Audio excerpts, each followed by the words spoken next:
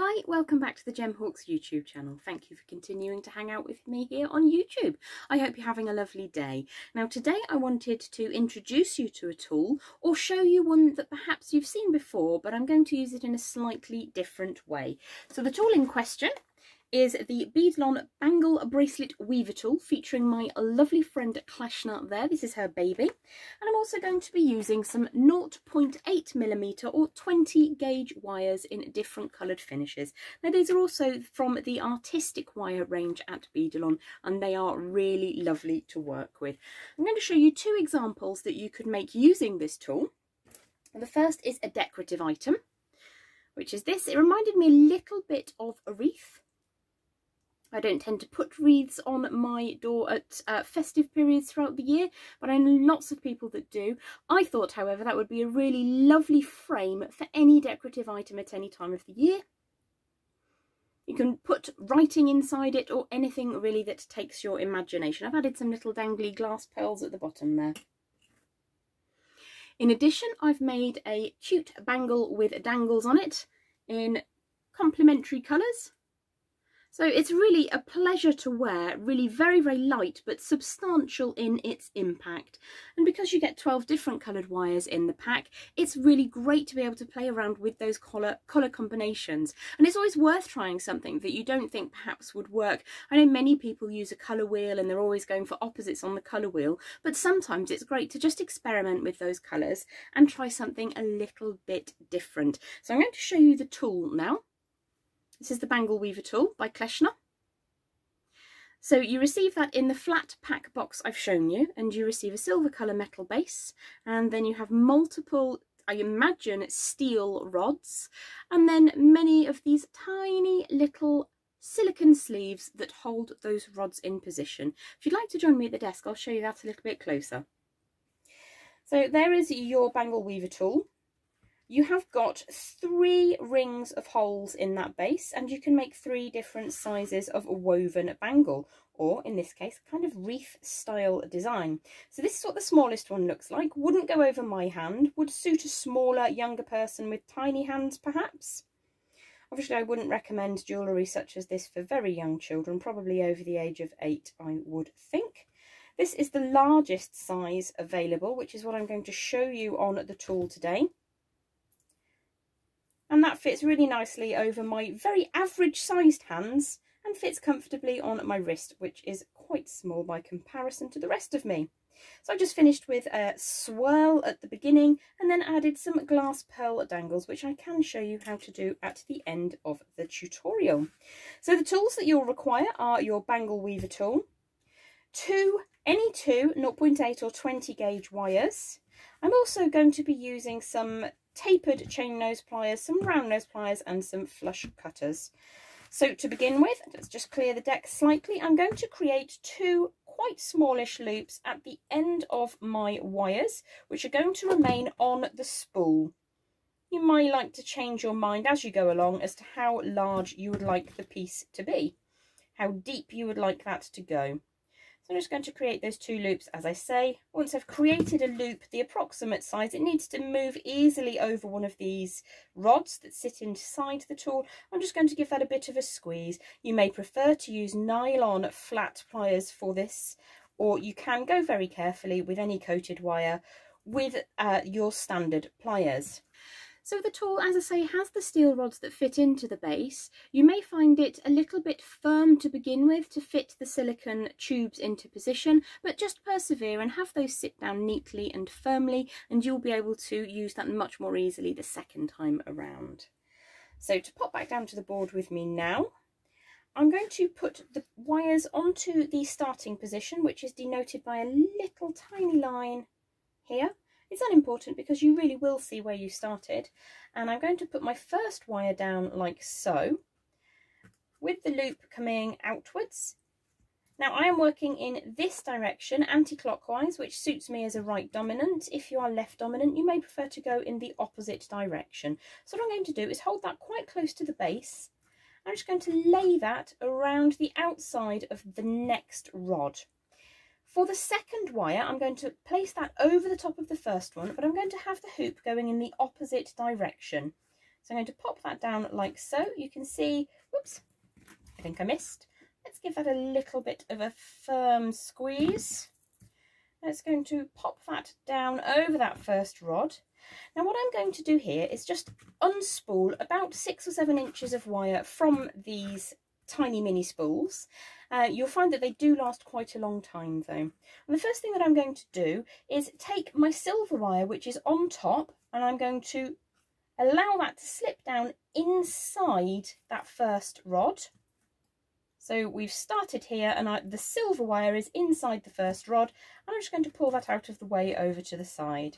So for the next manoeuvre, I'm going to draw the purple wire, which was underneath, around the outside of the silver rod, and then down inside the second rod.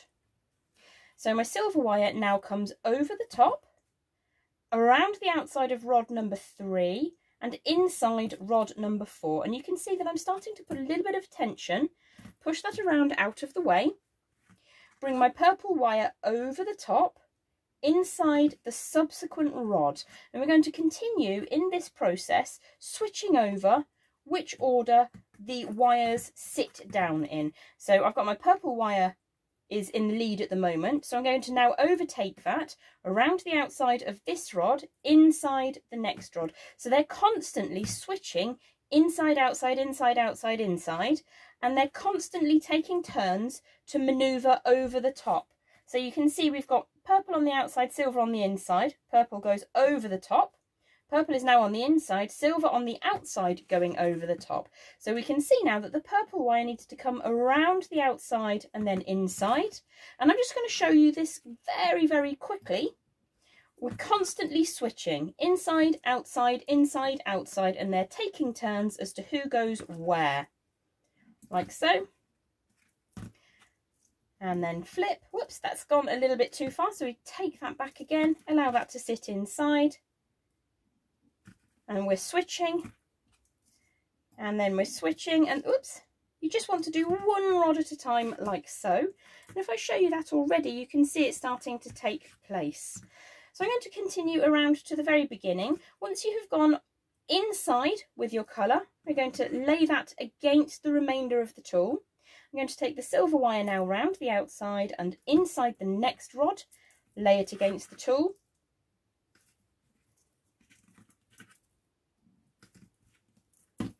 So once you get into a rhythm, inside, inside, inside. It's quite a boring section of the video, but I want to show you one complete turn just so that you can see how quickly that builds up. So our wire is coming from underneath on the preceding rod. So we're going to make sure that that sits around the outside, over the top of the other wire, and then down into position. Draw the wire against the tool. Silver wire is now coming round the outside into the inside. Get a nice angle on that against the tool.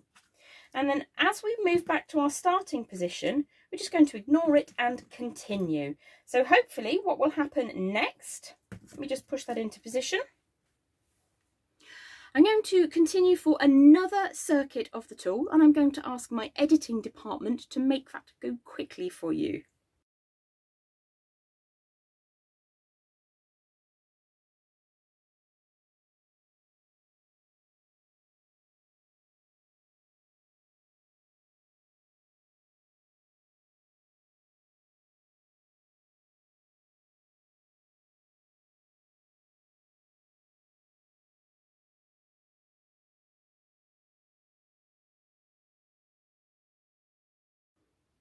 So here we are back at our starting point with 3 complete circuits of weaving having taken place.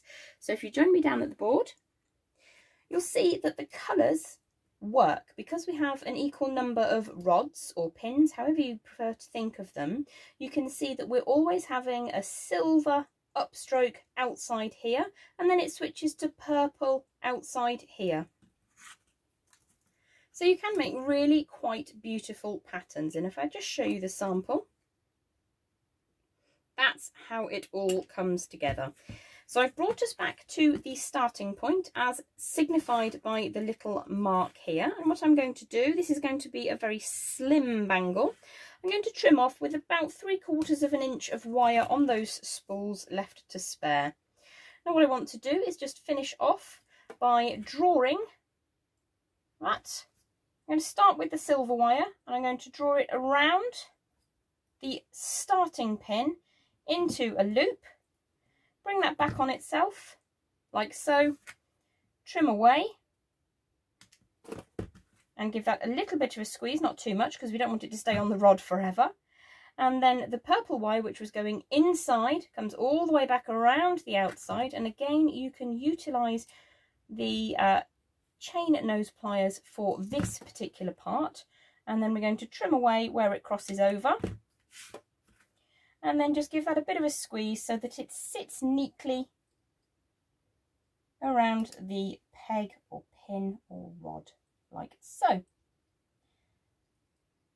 going to give those a squeeze and make sure that I'm happy with how they sit and just push that down into position. Now to make my life easier, I'm just going to draw this part of the way up the design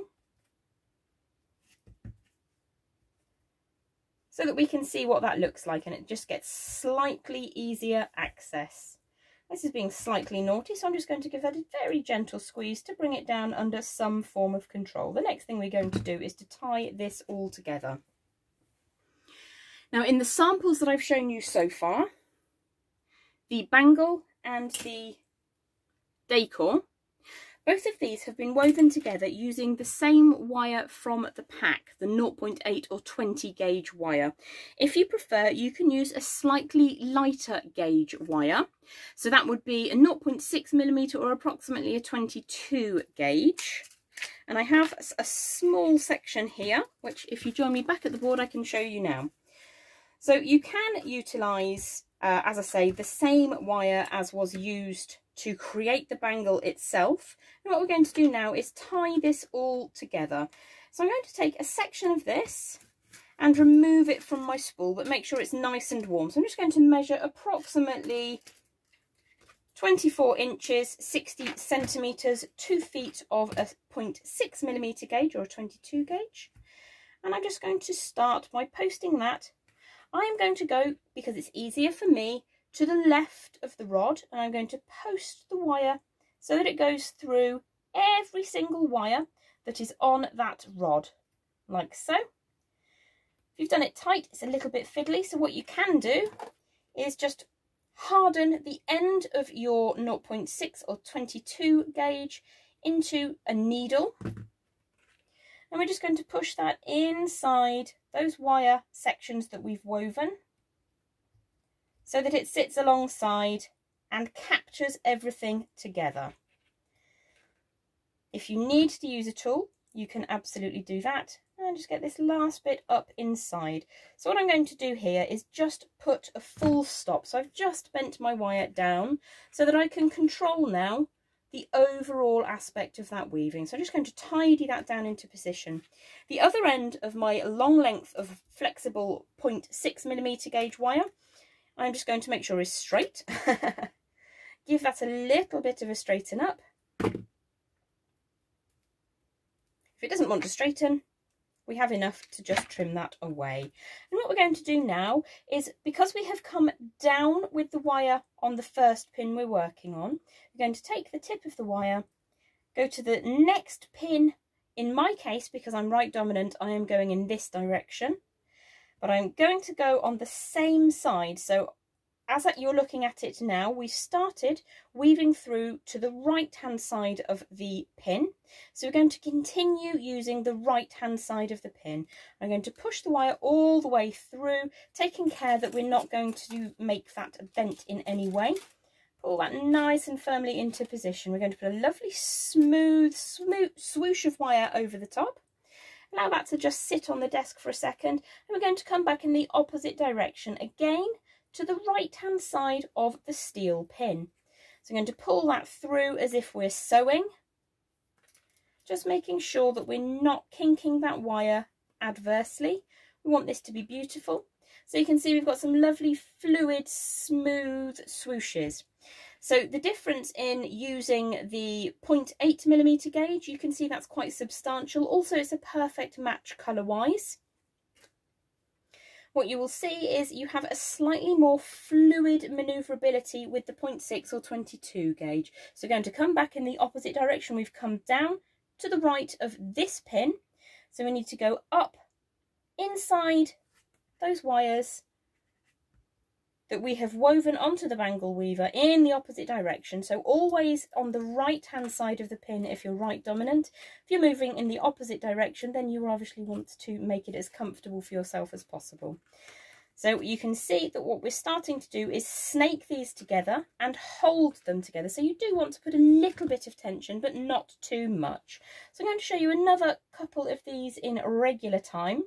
And I'm going to whiz all the way around the weaver tool at higher speed. So let's go one more time at regular speed, just pulling that into position so you get a lovely fluid wave as it moves through these crinkled sections of wire. So as I say, I will ask the editing department to speed up this next part. It's just a case of always staying on the same side of the pin, making sure you capture all of those wires. So if I show you pointing up this way, my finer gauge wire, in this case a soft gold 0.6 22 gauge, is next to the steel pin, up inside all of those kinks and curves that we've created on the weaver tool. Draw that all the way through, and I'm ensuring with my non-dominant hand that nothing gets out of shape.